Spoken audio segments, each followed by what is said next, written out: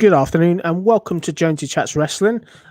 In just a few seconds, we're going to tell you about last night's Monday Night Raw. Stay tuned. We want to hear your opinion in the comments. We hope you listen to Jonesy Chats Wrestling with George and Steve coming up next. We really want to hear your opinions in the comments, so please drop them. Thank you for waiting. It's on the way.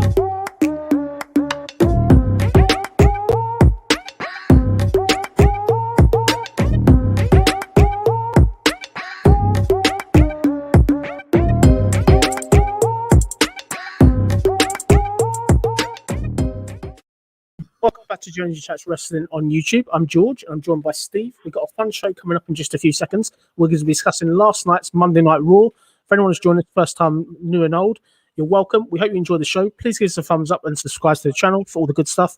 Please do support what we're trying to do here at Jonesy Chats Wrestling. Without further ado, let's get into it. How are you today, Steve? Yeah, good, man. Sorry, I'm just trying to rearrange my desktop screen so I can see the camera better. Yeah, I'm really good, man. Thanks for having me on. It's good to have you here. Good to hear your opinion. Coming off of an interesting Raw last night, following the funeral that was last week's episode. I'm looking forward to going through it. I'm feeling better today, a bit more energized, a bit more positive. It's going to be a good show, that's for sure. Were you excited for this week's show before we get into it? Not really, but to be fair, it turned out slightly better than what I expected, to be honest. So, I had lots of bits I actually found rather entertaining, and shockingly enough, there was actually a Matt Riddle segment I found funny. That's a first. Definitely. Yeah, exactly. First, definitely. Yeah, let's get into it. Let's break it down then. So, obviously, Raw opens up. We're getting a big announcement, kind of, from Adnan Vert, the new commentator. He sort of welcomes us into Raw. For me, this is just a small thing.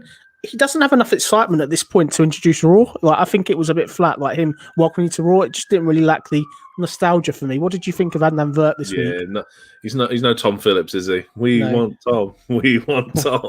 He's give him time. Like I said, it's only his second week, but yeah, he needs to be a bit more enthusiastic about product. I think the thing is, it's just a lack of moveset. Like, he doesn't know the moves, like apart from a suplex. Yeah, that's what. Yeah, Corey's having to save him a lot of the time. He's having to bail him out a lot of the time, but he may get better. But I don't know if he'll be there long term. I think Pat McAfee's debut on SmackDown was better. Pat McAfee seems to be better for me. Yeah, McAfee. I was a bit upset at the fact that they've replaced someone like Samoa Joe with McAfee, but I've seen McAfee on obviously they do their watch-alongs, and he's really entertaining. So, and he did that Friday, which was what he was brought in to do. Definitely. So the show opens up. We get Drew McIntyre coming out, following on from the cliffhanger that was last week's show. Drew basically says there's a lot of answers and questions of who's the reason why MACE and T-BAR attacked him. Then ends up with MVP coming out. They do dueling promos. MVP says that MACE and T-BAR are nothing to do with the Hurt Business. He's not organised this, etc., etc. As it looks like Drew was about to attack him, they then attack him from behind. It ends up with them just sort of wiping him out. Drew's left battered. What was your thoughts of the segment? I thought it was actually a poor promo for Drew for what he's normally delivered. I think MVP saved it when he came out. What is this fascination they've got with babyfaces swearing now?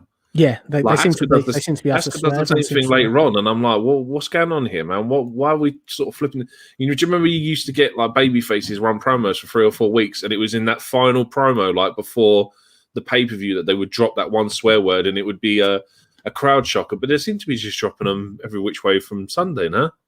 Definitely. It's an unusual way. The reason why they're kind of swearing, maybe to be a bit risque and stuff, but looking at this then, so this promo obviously was okay. The choke slam was okay. It creates intrigue. Coming out with this, I felt quite excited. There was a big question mark of really who put them up to attacking Drew, which was good. I think that's great to create that intrigue at the start of the show.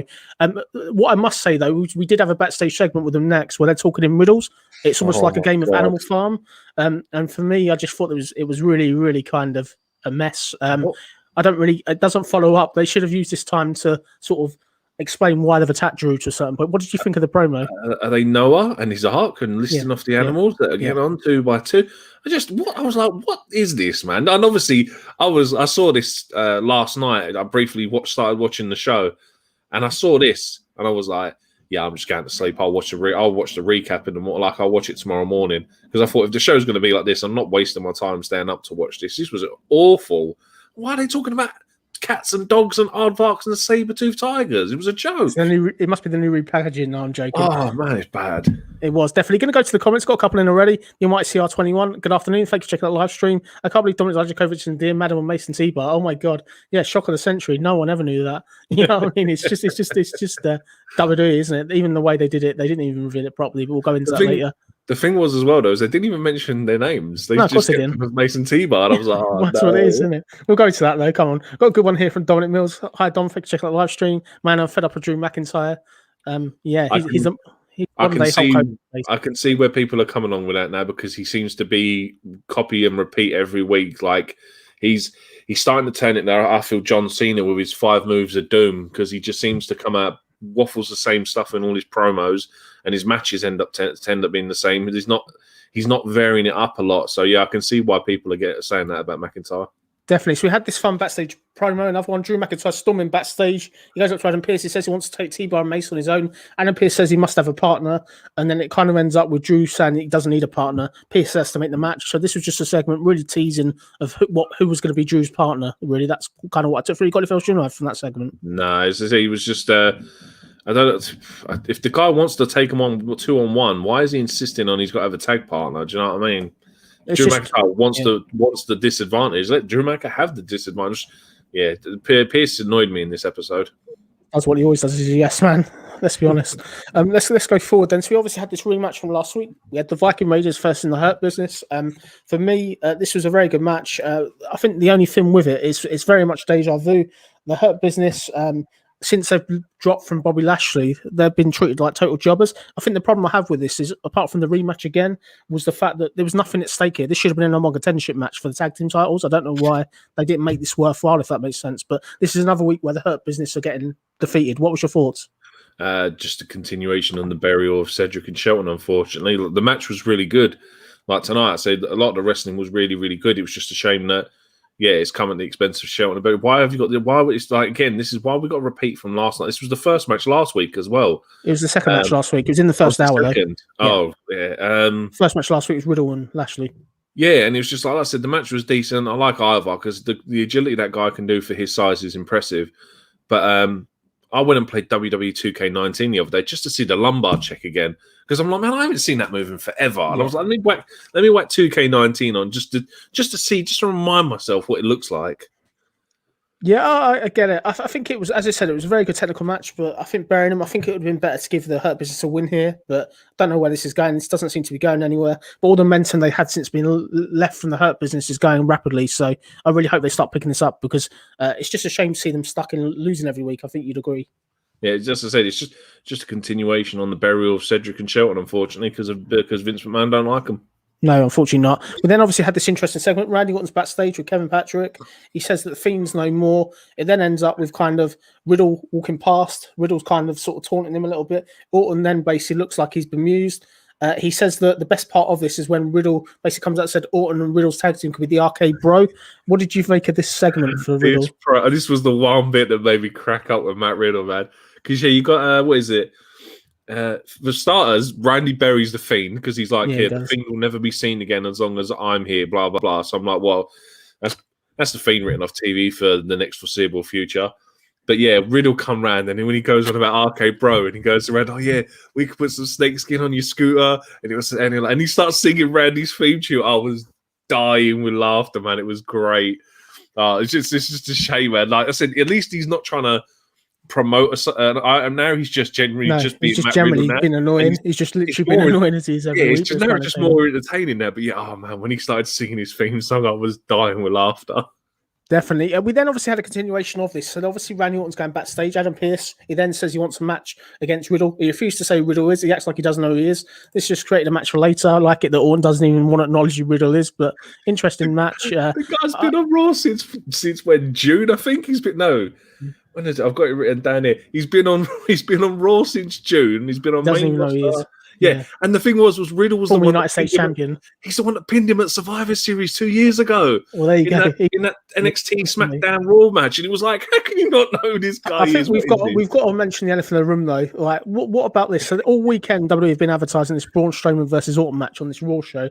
The way that it's dropped like a ton of bricks here, no continuity, anything like that. I think the film with it's just comedy gold in that respect. I think it's just one of them things. I get that Vince McMahon came in with an hour to go. Let's rip the script up, guys. You know what I mean? It's just one of them things where how can they hope to do anything when he's removing matches? But I like the Orton Riddle match. But this is the thing, though, is that when a WWE are forced to make like quick changes, do you remember when they all got stuck out in Saudi Arabia?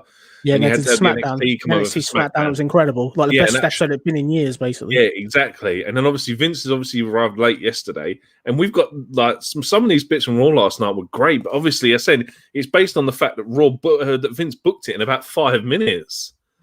Yeah, no, that's it. Vince McMahon just ripping everything up. Going to go to the comments. Got a good one here. Always Talk Wrestling. Hello, Jonesy. Hello, Steve. Good afternoon.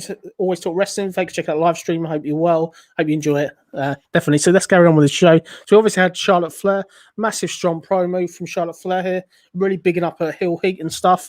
Really sort of designing what they did last week. I really kind of enjoyed it. I think Charlotte Flair, for me, her work since she's come back is incredible. What was your thoughts of the promo? Promo was great. She looks $1 million. And I was sitting there watching it, and I was like, I remember we were doing the Romania review about the Asuka and Rhea match, and I was like, it was a bit underwhelming. That match could have done with Charlotte Flair. I personally 100%. felt if you've had Charlotte, Asuka, and Rhea in that as a triple threat at Mania, that match would have been amazing. Because I felt it was underwhelming, but yeah, she was amazing in this. Where else did I take notes on? She makes. Oh yeah, and the fact that she made a point that she was the talking point of a Mania and she wasn't even on the card. No, she's heel heat. Oh my heel heat is great. Great, so man. Good. And such good character work by her. She's really like she's breathed a new relief, like a new character into her since she's become a heel again, which is good. We then obviously had this fun match, Randy Orton versus Riddle. Interesting note: Riddle once again is doing the flip with the sandals and birds. I've got to ask you this, Steve. So they're cursing throughout the show, but yet you got this bird thing.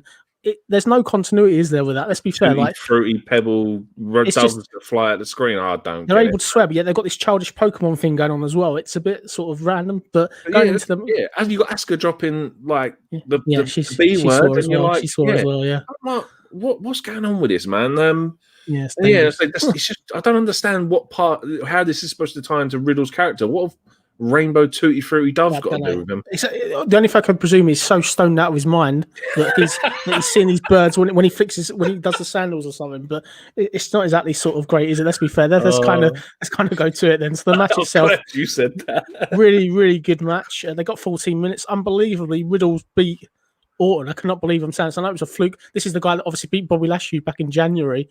But what are they doing? Like, I'm not being rude. Orton beat The Fiend at WrestleMania for what now? Orton won the world title last year for what now? You know what I mean? It's just a total shambles. This is the 1-2-3 kid of 2021 pinning Razor Ramon, isn't it? I know that it's going somewhere. This may be a rematch of stuff, but I was shocked by this result. What were your thoughts on the match and the result? The match was really good. It had a couple of niggly points, like the fact that Randy spent a couple of minutes working on Riddle's foot. Riddle's sitting there like he's got a broken foot, yet 30 seconds later he's standing on it like everything got hurt. And I was like, well, okay, good work there. And the fact that they reinforced them announce tables, because Randy, like the other week when Tony Storm touched it and it fell over on NXT, and it's like the last couple of weeks, everyone that's done a move on the announcers table has been reinforced. And it's like that thing don't break now. No. But otherwise, yeah, good match. The reversed RKO into the crucifix pin was a good sort of way to get the pin over. I wonder if the thing was I was worried about was it looks like Randy might have actually injured his shoulder. He got injured. Like, so he was having to punch with his left hand like towards the end of the match. Yeah, I saw that because Riddle was on the top rope and he used a left arm forearm on Riddle when he was on his back. And then obviously when he goes for the RKO, he normally does that spinning thing where he drops to the mat, and he didn't do that. And I was like, yeah, he looks like he's proper injured himself there. I presume we're going to get a rematch of this. They're either going to form a tag team or we're going to get a rematch soon. But no, big win for Riddle, that's for sure. I was shocked they got the win. And I guess you need to be doing that sometimes. Sometimes you need to give people upset wins as long as it goes somewhere. As long as Riddle isn't then chasing R-Truth again or something like that. I mean, there was a Raw, like a WWE exclusive later on from Riddle. And this is where obviously he brings up the point that he was the one that pinned Randy at Survivor Series. And it's like, is this how they're going to start booking Riddle? Is the fact that he's going to, do you know what I mean? He's going to be a master technician, even though the fact that he's a stoner. And it's like, he gets all these, like, to be fair, he's got a lot of lucky pinfalls as well. Like, nothing that, he's had a couple of, like, legit. He's only went to beat Bobby Lashley, like, in years. Like, not in years, since Drew sort of won at Backlash last year. He's the only person to beat Bobby Lashley. Yeah. But some of his booking is like, he gets these lucky pinfalls. And it's like, is he really a stoner genius? Yeah. Is that his hidden character? He's the 1-2-3 kid, man. He's the 1-2-3 kid, 100% of 2021, as we said. He's a cross between Texas Tornado, 1-2-3 kid. That's what he is. There you go. But sort of moving forward, and we then had this horrific match. This is causing me nightmares talking about it. It's a non-title match. Nia Jax, Shayna Baszler versus Naomi and Lana. Absolutely horrific match. There's botches all over the show. Once again, it ends up kind of with Nia being distracted by sort of the flashback from last week with the slips and stuff. She goes and chases sort of Dana and Mandy again. And it ends up with Baszler getting pinned. For me, really, really horrible match. I get that they want to put over Naomi and Lana, but whilst this nonsense is going on and there's no Reginald, this tag team division is becoming a regular sort of nightmare of Raw every week for me. I think it's deja vu every week, and it gets worse and worse. What was your thoughts? Just to go back slightly before this match, though, there was that backstage promo with Sheamus and Pierce. Oh yeah, about the Open Challenge. Yeah, trying to get into what. This is why I was saying Pierce irritated me tonight, because it's like, why is he trying to force Sheamus to do an Open Challenge? You book him in a title match if you want him in a match. Don't ask him to do the Open Challenge. But anyway, moving on to the women's tag team division, and just to move on from this quickly, this is just a shambles. Shayna Baszler is being buried at the expense of this division because she hasn't had a singles win since February. That was over Lana, so that's not even like a major win. It was minor. I'm pretty sure that every time they've won a tag match, she's not the one that's got the pinfall. I'm pretty sure that's been Nia. So yeah, it's just burying Shayna at the expense of this tag team division. It's just a joke. Like, Shayna and Nia are meant to be your heel tag teams. You've got Mandy Rose and Dana Brooke doing more heel work, cowardly heel work, because every time they take the mick out of Nia, they just run away. Shayna's not won a singles match since February 15th, where she beat Lana this year. So that just says it all. Every time she's lost to Naomi, lost to Natalya again. You know what I mean? She is regularly jobbing. The thing with it is this all goes back to last year. Vince McMahon wanted to get rid of her. He's not a fan of her. And I think it's just one of them things. It's a shame, really. This tag team division is a joke. I think all the teams in it are really struggling. And I just think it's one of them things where everyone involved, it's becoming the 24/7 title for me. It's the booking that's making the struggle. Because if you look at them as packages, Mandy and Dana, good package, look like a really good tag team. Lana and Naomi, good package, look like a really good tag team. Who's the other one? Who's the other female tag team? You've got loads. You've got Tamina, you've got Natalya. Tamina and Natalya, that's it, yeah. Like a power tag team. They look really good. It's just I don't understand why they're burying this division. I just think Vince McMahon doesn't want to pay two wages. That's what I think it comes down to. I think it's. But then why are they double booking them on Raw and SmackDown then? It just doesn't make sense. That's what I'm saying. Throughout this show in the last few weeks, every single week, they are doing the rematch after rematch with the same type of teams. None of them are credible. And I just think it's a shame. I think the sooner they can get sort of the belt off Nia and Shayna and put Shayna back as a singles wrestler. What have you made of Reginald being missing? I think it's an interesting touch. He's not been there the last few weeks. Something's obviously potentially going on there. Yeah, he was mentioned by name later on in the show, as we discussed. Yeah, but by the looks of it, he's going to be replaced. But yeah, why use him as your narrative for the SmackDown Women's Championship in this tag team division? And then he's been missing for what, 3 weeks now? 4 weeks? Yeah, it's just an absolute shambles. Let's get back on to more positive things. So we obviously had this Miz TV. Miz and Maurice's sort of going on about his 24th documentary on Peacock. So that'll be opposite Roddy Piper this weekend for anyone in the States. It was an okay segment. Ends up with them just sort of dueling promos. The Miz ends up sort of pouring champagne over Damian Priest. This is to set up a singles match. For me, it was okay. It's just carrying on kind of what's been going on in recent weeks. Same with last week. What were your thoughts on the segment? When it started, I was like, oh, God, is this just a repeat of last week? Because obviously we had a Miz promo for Miz and Mrs. last week. But the promo worked out well. Like I said, the character work of Maurice and Miz when they're doing that sort of puppy talk to each other, I was like, it's so irritating, but it's great for their characters. This is it's really good work for them.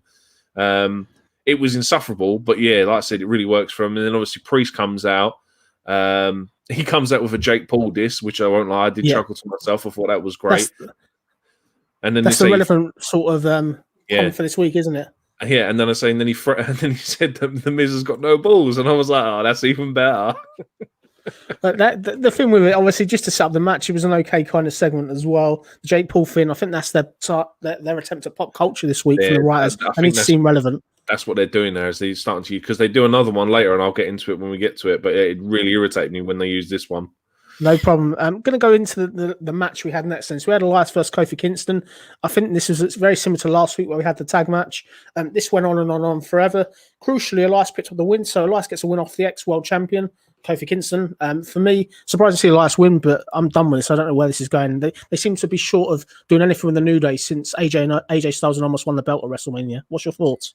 Yeah, I mean, there was a promo just before with the New Day and Riddle, which was painful. Yeah, I didn't mention it. I just thought the same thing as last week. You had Elias in the ring, and you've got Xavier coming out playing a bass guitar, and it was like, this is exactly the same as last week. And it's like, Xavier's legitimately trying to learn bass guitar. Why? I was sitting there watching him. He's playing one note, just one string constantly over and over again. And I was like, why are they doing this? It's just poor booking. But match-wise, I thought Elias had a really good display, and I was really happy that he got the pinfall in this because he was working like he was going to get the win, and he had a really strong showing. I'm glad he did get the win. I'm sick of seeing this because obviously it's been on for the last 2 weeks, but I'm glad that Elias got a win out of it.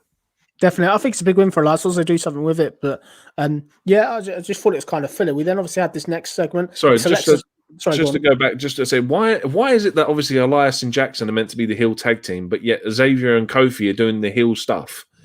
Xavier's doing all the distracting outside, this is all heel tag teams. They were doing that at WrestleMania though, like stopping AJ Styles tagging into Amos, weren't they? And stuff like that. Are we getting a slow transition from heel New Day?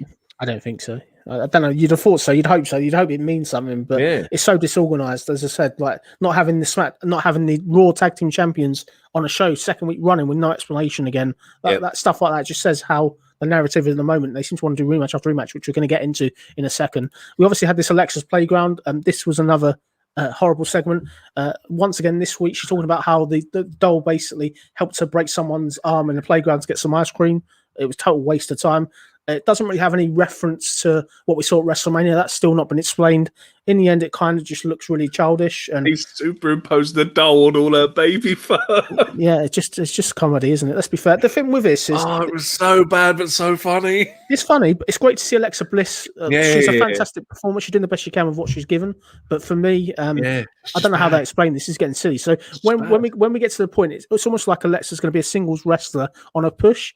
So when she does this transformation, is that when she becomes Lily? You know what I mean? It's one of them things because they've obviously blown out Aleister Black now. That return's obviously going to happen on SmackDown. Nothing to do with it. A split personality disorder? I don't know. But then you look at the Lily you look at Lily at WrestleMania. Supposedly that transformation looks nothing like the doll, does it? The doll looks like an old Alexa Bliss from when she debuted. I don't think it was meant to be a Lily transformation. I think it was meant to be like a fake Sister Abigail sort of. We'll see. I've not got confidence in them to pull this over. I'm going to go to the comments. I've got a great one here. I know I'm definitely being trolled here, but the comment is great. I've got to read it. Rated R for Wrestling. Good afternoon to you, Anthony. You know exactly what you're going to say. T-BAR and Mace are unmasked a bigger moment than when Kane was unmasked. Yeah, it's the biggest unmasking since the Blue Blazer, man. Come on, it's even bigger than the Black Scorpion at Starrcade 1990. This is it definitely. He's got another great one as well here. Lily Photoshop pics were terrible. 100%. They just obviously crammed it in there. It doesn't make any sense. $1 million question is, where is Bray this week? There's no Bray Wyatt following up the transformation from last week. It's this angle. No, Randy's already said he's not going to be on Raw no more. Don't worry about it. But that's the theme. That's not Bray. Bray's a totally different entity. Oh, Bray, yeah, all right, yeah, cool, fair enough. Yeah. So the thing, we're not going to see Fiend no more. I understand. Yeah, my apologies. Yeah. Yeah, got another comment here before we go back to the show as well. Martin Carrillo, good afternoon, Martin. Thanks for checking out the live stream. Hello, Jonesy and Steve. Where's AJ and Amos? I guess they'd rather celebrate the catering crew than Thunder Day. Yeah, no, these comments are great, guys. Keep them going. They're really good. Vacation, apparently. AJ's on a vacation for celebration. It's our honeymoon phase. Yeah, unless it's something pandemic-wise, we hope it ain't. We hope it's not. I think it's because he's scared to. I think they're scared to let Amos do stuff. I think he's going to be in like an attraction, which they say for pay-per-views, but really stupid idea to put the tag belts on him if that's the case. Yeah, exactly. Another way to keep the tag titles off the TV. I do know that there was a report as well that's broke today on one of the wrestling sites. There was apparently Dave Meltzer on the Wrestling Observer said that there is a certain COVID outbreak in WWE, but it's unclear who that involves and what depth. So that's probably it. But going back to kind of the show then. So moving forward, we obviously had this kind of dream match here. It's Drew McIntyre versus T-Bar and Mace. So ends up with just going, and nothing really kind of happens. Sorry, just to interrupt you. You missed. There was a promo just before with Mandy and Dana. Oh, I skipped that, but you can go for it if you want to. I was just going to say because obviously Angel Garza appears up at the end of it. Oh, so, that's the one, isn't it? Yeah, that's and I was I was going to say, do you reckon he's going to be the one that replaces Reginald? Because we know how Angel Garza was being portrayed as a romantic that was going around giving roses to all the backstage female crew and cast and all that kind of stuff. Yeah, quite possibly. I'm pretty sure they did this back last year, where they had Angel Garza turning up randomly trying to win Nia Jax and got dropped after a week. For me, I don't know what they're doing. Are we going to get an Angel Garza Reginald promo package? Do you know what I mean? Those it's two going out Live, the main event for 205 Live. You've given those two going out for Nia Jackson's affection. Oh, mate, I hope not. Atrocious. I purposely didn't mention it, but thank you for bringing it up. But, sorry, I just had to bring it just for the whole fact that it was Angel Garza, and it's like he's never really on TV either. That's the only positivity, that it gets him a spot on TV, but I don't really know what the end game is with it. It seems to be a waste of time, really, but we'll see what happens. See if they follow up next week. Moving forward, then, so you obviously had this Drew McIntyre T-BAR Mace match. It was okay for parts. It weren't too bad. It does end up with Drew McIntyre basically winning by DQ. We then end up with sort of the Titantron guy, and Braun's coming down this week, then goes to commercial break, and then from nowhere, it's now a tag match. So once again, we're doing double duty. We've already seen these three individuals in a match, yet we're having to see this again with Braun Strowman. For me, the second part of the match was a bit of a mess. It didn't really work. It just ended up kind of with the the old Retribution members kind of get destroyed largely parts. It ends up with them winning by disqualification. Crucially, they get beaten with their own mask. They then sort of did the massive unmasking. The commentators don't even acknowledge who they really are. They just don't. There's no real sort of acknowledgement. But they crucially have got their masks off, which is what we've been waiting all on. They should have done this last week on Raw. Really happy to see them unmasked. The interesting question I've got for you, Steve, is do we see them in Hurt Business suits next week? Or is there going to be a storyline going on where who's hired them rather than MVP? Because that's what WWE should do. They need to create something like that. I'm pretty sure Dio Madden can rock a nice suit, man. I'd like to see it. It's got to be better than his commentary. His commentary was awful. As long as they keep these two as a tag team, because these two could be a really good dominant tag team. Whether they're in Hurt Business or not, God knows with WWE booking. But you might see something. Or do you know what I mean? I don't think you'll see them as suits. They'll more like be hired guns or whatever. Do you know what I mean? I think they should do that angle. I think they should do the whole storyline of who's really hired them. And I think MVP shouldn't be the one. I think they could really play on that. Like the old days, it's something you can do. But for me, the fact they didn't follow this up, when this match between MACE and T-BAR and Drew McIntyre got announced, I thought it would be a question mark of who's Drew's partner. And Drew's partner would come in and it'll be someone then turns heel on him. But WWE aren't clever enough to do things like that, unfortunately, at the moment, which is a shame. Yeah, I mean, like I said, that's actually a pretty good idea. Like, I'd have like a mystery sort of protagonist like that comes in and says, "No, it was me that hired the two of them." It would be really good. I don't think they'll do that though. I mean, it's going to it probably won't be. But yeah, so for the match itself, was just four beefy dudes beating each other, really. But I couldn't understand why Braun Strowman was the one to come down and save him, because right at the start of the show, you've got Drew McIntyre mocking Braun Strowman. I couldn't understand this booking, because I was like, he's literally just good. My name's Braun. It doesn't make sense, does it? And you look at going into WrestleMania, Braun goes, "I'll be next" when you win the belt. Basically, that backstage segment where Braun goes, "I'll be next," and that's been dropped. Got to go to the comments, Steve. The comments are great at the moment. We've got some great comments. I've got to be honest with you. Going to go to this one here. Martin Carrillo. We did see NXT call ups. Everyone. It's Dominic Dijakovic and Dio Madden. Well done. Sorry, that's really good. This is really good, guys. I like the comments. Got a good one here from Anthony as well. The Caton Cruz over with AJ and Hamas. Yeah, no, probably good comment. Let's get this Raw show back on track then. Sorry, just to finish off with that last match. The whole ripping of the masks is a great way to get it over. I thought should have been done last week, shouldn't it? Though? Just couldn't understand. Them ripping their own mask off though. It was them literally getting the mask attacked by the mask. But it was like I couldn't understand why Drew rips the mask off. Yeah, hits him once, but it's the second hit that gets the DQ. I was like, well, surely the first one should have been the DQ count. But yeah, he rips the mask off, cracks Mace around the face of it, and then goes, but the bell doesn't ring till the second attack. But otherwise, really good way to get it off. Yeah, let's hope they do something with them. They've got a real good chance with Dijakovic. He's a great worker. I think Dio Madden's a bit green, but they've got a good chance now to be a tag team or do something. But let's hope it goes somewhere. Definitely, it was great to see them do this. They've only been on main roster for what? How long? No, that's true. While we were on the subject quickly of Retribution, obviously the news broke this week. We've got Mia Yim and we've also got Slapjack both moving to SmackDown. What are your kind of thoughts of the move? Slapjack's, well, just said, unfortunately, probably going to get lost in the mid-card vortex. It's really unfortunate for him because, he is a good wrestler. Mia Yim, if she can lose, what was her name? Her name was Reckoning, wasn't it, before? Reckoning, yeah. As long as she loses that and goes back to being Mia Yim, she'll be a solid member of the women's roster over there. Especially with your Sasha Banks, your Baileys, your Bianca Belair. You add Mia Yim to it, who is a really, really good wrestler. That's a four-corner set up there for the women's division. I think it's a great move for Mia Yim. I don't know about Slapjack. I really worry about him, as you said, but Mia Yim, this is a great fresh start. All I hope is that they don't give it a gimmick of retinin. She needs to be there as Mia Yim. They need to do this repackaging, make her brand new. That's why you do all these Retribution guys. I think they need to repackage. The only thing that is I find kind of strange is obviously because she's obviously outside of WWE, she is married to Keith Lee. Yeah. And they normally keep the married couples together. So obviously Mia Yim and Keith Lee would have really stayed on Raw.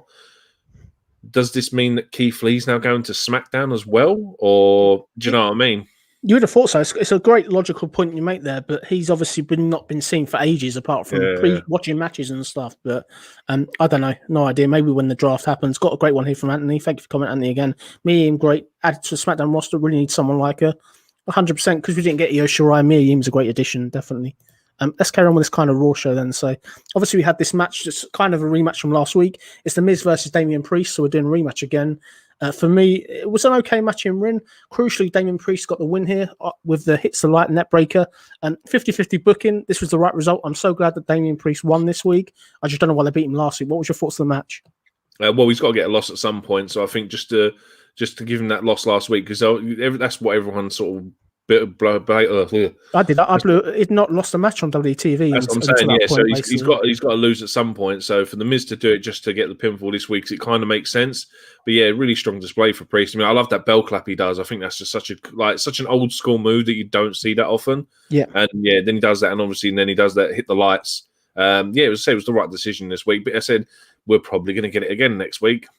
I really hope that we're going to get kind of a sort of one-off match next week and get them done because Priest needs to get away from Miz. He's getting dragged down. We've had WrestleMania where it was all about Bad Bunny. Priest, while he's stuck in this feud with Miz, doesn't really go anywhere. I think the most crucial thing from this week was John Morrison's missing. Yeah, he's really like John Morrison, so it's a real shame he's missing. But yeah, but mind you, I think that might be to do with a lot of the roster being missing. I don't necessarily think that's maybe a booking thing. I think that's actually something beyond WWE's control. Like they say, what we said earlier, basically. I think that's what that might be. I don't think that's booking because otherwise it would have been. I think that would have been on telly if they're trying to sort of storyline tell this Miz Morrison breakup. Definitely going to go to the comments. Got quite a few here, so I'll just get to them. Dom Mills. Thank you, comment, Dom. Okay, bro, would get so over 100%. It would be quite good fun. Randy Orton being serious, Matt Riddle being stoned out of his mind, and comedy. I think it could be fun. Make it happen. I hope they do something with that. I think because in ring they're great. It's just it's Matt Riddle. It's got to be better than Randy Orton the Fiend, that's for sure. So I'm a massive fan of that. Got a good one here with this one, Anthony. More depth for opponents for Bianca with Mia Yim moving across. Exactly. Weight analysis. Mike Carrillo here. Great question. What could you do with an NXT call up? Call them up to lose to an underwear wearing Miz. Damien Priest. Okay. Yeah. No. What could you do? I think the thing is, it's they need to really start. Everyone's got to take a loss at some point. So do you know what I mean? Do you know what I mean? You can't book them too strong where they go on like runs of like 4. You can't go on Asuka runs of going 3 years or 2 or 3 years without being beaten. So yeah, everyone's got to lose at some point. It's just unfortunate that it has to be to the hands of the Miz in his underwear. Yeah, that's the less said about that, the better. Really causing nightmares. It was better booked that it was a dodgy finish match this week. Yeah, but last week it was better that his first loss was a dodgy loss. You don't want him losing clean. So it's decent booking, but everyone's got to lose at some point. So we obviously had Sheamus in the ring. He's there with the United States title. He does a promo. It's going to be an open challenge. From nowhere, we get the returning of Humberto Carrillo. This is the first match in God knows how long. Really random segment. Great to see Humberto come back. But it's just ended up for Sheamus to kind of to destroy him. What did you make of this match and segment? Is perfect booking for Sheamus because this is going to be every week now. He's going to do this open challenge, and you're going to get different wrestlers come out, and the match is not even going to start. Sheamus is going to beat him up until you're going to get his legit opponent. Hopefully, Keith Lee. If you get Keith Lee back in say 2-3 weeks, so say do the same again with Sheamus next week. Get someone else out from the loser locker room, a Drew Gulak, whoever. Unfortunately. Someone else who obviously can't get screen time that they don't favour, get Sheamus to do the exact same thing, beat him down, don't even get the bell to ring, and then finally get someone like Keith Lee come out, someone who can legitimately stand up to Sheamus and put up a fight. But otherwise, this is perfect booking for Sheamus. This is where my other qualm come in because Corey Grave tried making a reference to that European Super League. And he was saying this is why Sheamus was angry. And I was like, please, for the love of God, Corey, do not use this in storylines. you don't have an idea what is going on with this ESL thing. Please don't use this. You don't know. No, exactly. I know that Sheamus is a Liverpool fan. Yeah, exactly. And that's why Corey brought it up. And I was like, why would you bring up Corey? You know what I mean? Please don't use that, man. No, it's a sour subject. No, it's a subject, definitely. No, definitely with that. So interesting. I agree with your points, though. I think it'll be great. This would be a great opportunity to rebuild the United States division. You could have Ali, Ricochet. There's so many people there you could do every week and really make it a competitive division. Or even do that, like you said, get the next 2-3 weeks, get him beating people without even having matches, and then go into a multi-man match, get a ladder match for the United States title with all these people that Sheamus has beaten and like done wrong to in these matches in the coming weeks. Just so then, if you had a ladder match, say a 6-man ladder match at Backlash or whenever, you could put say Humberto Carrillo, Ricochet in, Ali, whoever like they want to book in this, and you could have a really, really good match there. Yeah, you could, definitely. I'm going to go to this. Obviously, we've got this main event, Asuka versus Charlotte Flair. This was okay. It was nothing really too outstanding. In the end, we end up with Asuka getting a win over Charlotte. And then after the match, Charlotte totally flips a lid. She attacks a referee continually. She continually beats the referee called Eddie down. She just totally utterly flips a lid. Looking at the match itself, very, very surprised. A big mistake, in my opinion, to have Charlotte Flair lose. She's not been backed on. She needs to be kept strong, but it gives Asuka some momentum back. What did you think of the match and the aftermath? I can see why they've done it because obviously she's got this film to go and do, isn't she? So I presume this is why they're writing her off the TV. I didn't know that. Yeah, because she's still got this AMC film to do, this remake of Walking Tall, which I presume this is why they brought Charlotte back. So yeah, they've indefinitely suspended her, fined her $100,000 just to get her off TV so she can go and do it. So I think rather than not having Charlotte on TV since the week before or a couple of weeks before Mania, this just gives her an out. And again, this will lead to probably Asuka and Rhea getting a rematch at WrestleMania Backlash. Yeah. And as I say, the match was really good, but so yeah, unfortunately, that's Asuka's first win over Charlotte, and it comes at the hands of Rhea Ripley. Unfortunately, it's bad booking for Asuka. She's the one that suffered here. Yeah, no. I think it's obviously giving Asuka some momentum, but it's obviously a cheap win as such. But for me, I just think it's that would explain it. So that's probably why. But interesting that Charlotte's at the ref, but it'd be interesting to see how long she's gone. But I really thought they were kind of building to a triple threat at this pay-per-view. Yeah, I thought there was. Yeah, but then I sat there and remembered, that she's supposed to have this film to do, and obviously that they had to find some way to write her off TV. So like I said, I don't know. This is what I presume why they got 4 weeks to the pay-per-view though, so it depends. They can get a bout within sort of the 4 weeks, if that makes sense. Yeah, you normally, I think filming normally takes anything from sort of 4 to 8 weeks, depending on the budget and all this kind of stuff. So I would rather they build this for a triple threat at SummerSlam. They've got to have, I think they've got to have Rhea retain. Like Rhea can't lose the belt sort of at the first hurdle. Yeah, she'll retain at Backlash, and I think we'll get a triple threat at possibly SummerSlam, unfortunately, you're probably going to get Asuka losing, but she's going to be the one to get pinned in the triple threat to Charlotte. I think Asuka's gone a bit stale. I don't know if it's just me. I think Asuka's gone a bit stale. Like, not booked her properly. Yeah, they've not booked her properly. She's not defended the title. They've unfortunately not booked her really well. She would highlights of last year was Asuka. She was one of the best characters on TV, and now, do you know what I mean? This year she's just being better. She's back to where she was 2 years ago, unfortunately. But yeah, I just think that Asuka's going to be the one to be the fall that makes Charlotte get the title back, so Rhea doesn't lose it from pinfall, and it keeps her strong. Definitely. Let's go to the comments. We've got quite a few comments here, so thank you for your comments, guys. I'll just go through them now. Martin Carrillo, thank you for your comment. Well, Humberto Carrillo got destroyed by Sheamus trying to get to the mid-card from the 24/7 title picture. Great. Yeah, agreed. Humberto Carrillo, he'll probably be gone soon, so I'm not surprised.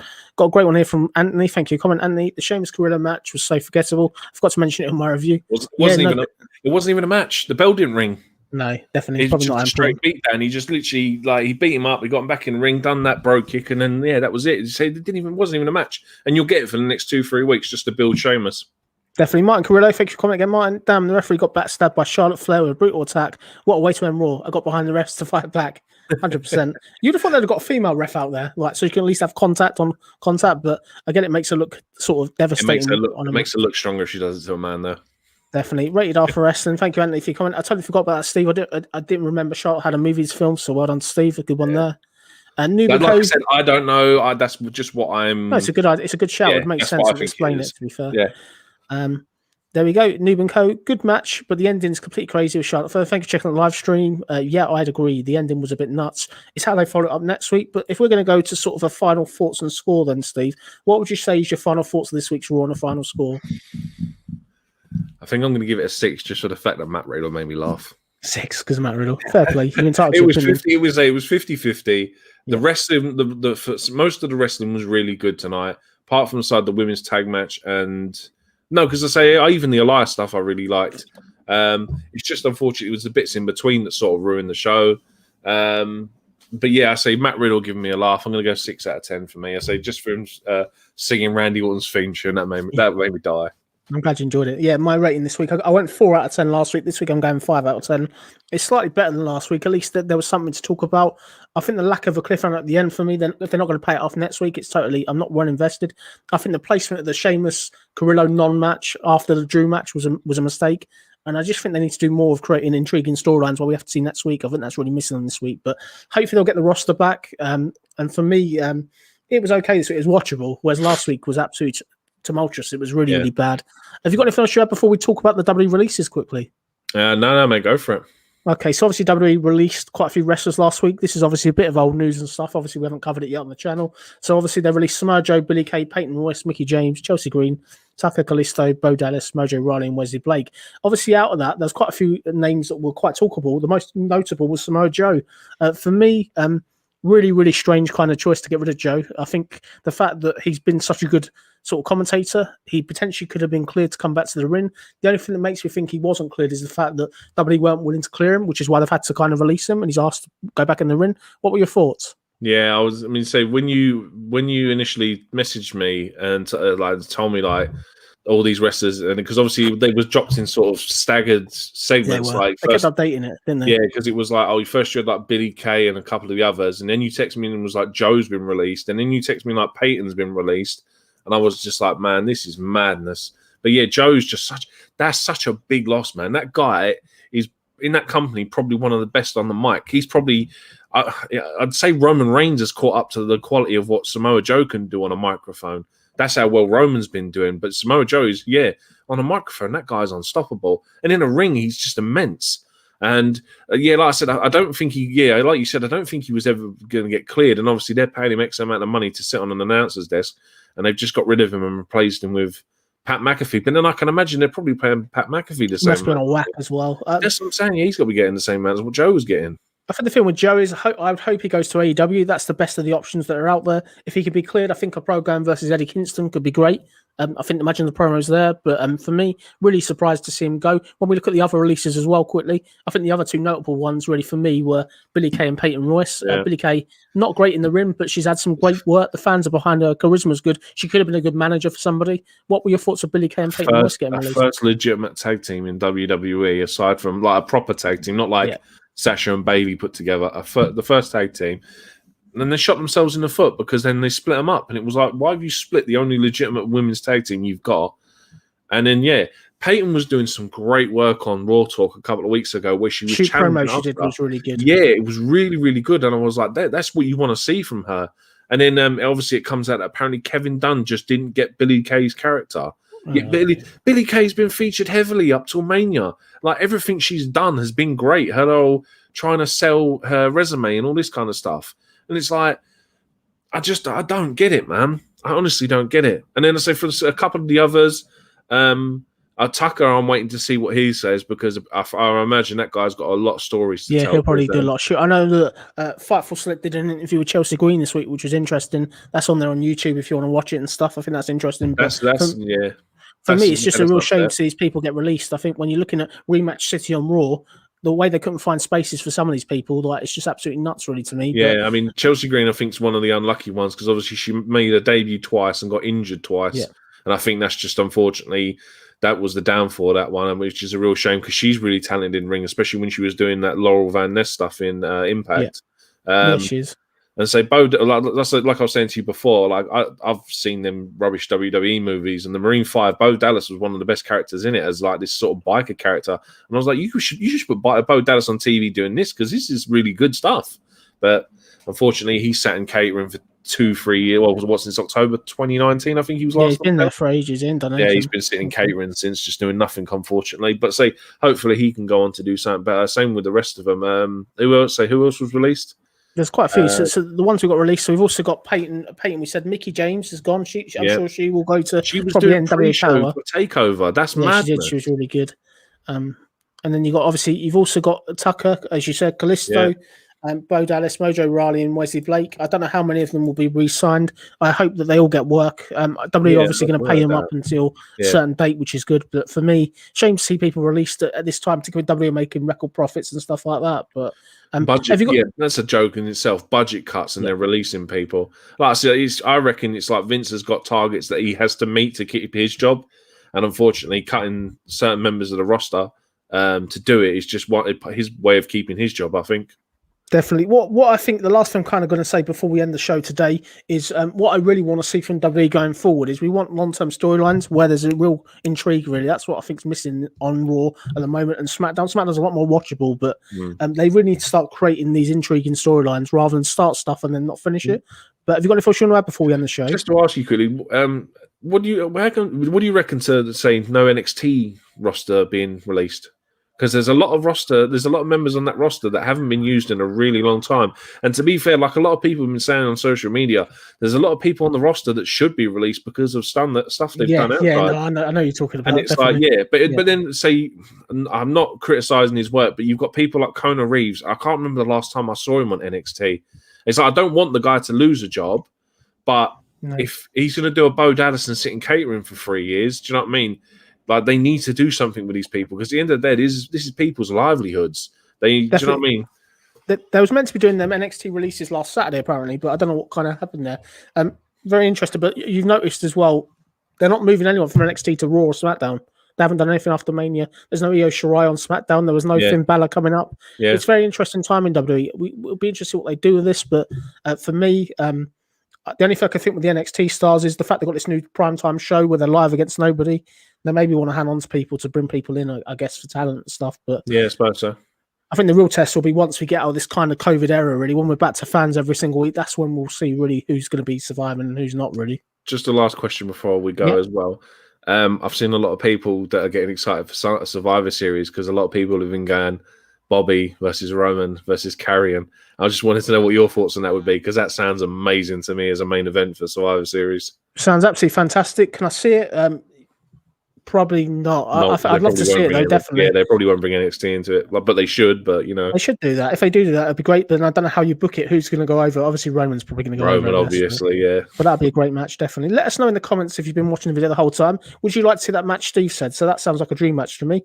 But I really want to thank you, Steve, for coming on. It's been great to hear your opinions again. Problems, my friend. I presume you're going to be back tomorrow with NXT. For anybody who wants to tune into your great work, it won't be live, unfortunately. It'll be pre-recorded, but I say I'll be dropping it tomorrow afternoon. Perfect. Please, everyone, check out the video. Thank you all for joining and watching us. Thank you very much for the comments. I hope you have yourselves a great week. Enjoy NXT for tuning in. As always, be well, stay safe, and thank you for all the support. Please, as always, hit the thumbs up on the way out. That really kind of helps. And that's it from us. I want to thank you all for watching. Enjoy the rest of your afternoon. This has been Jonesy Chats Wrestling with George and Steve, and take care.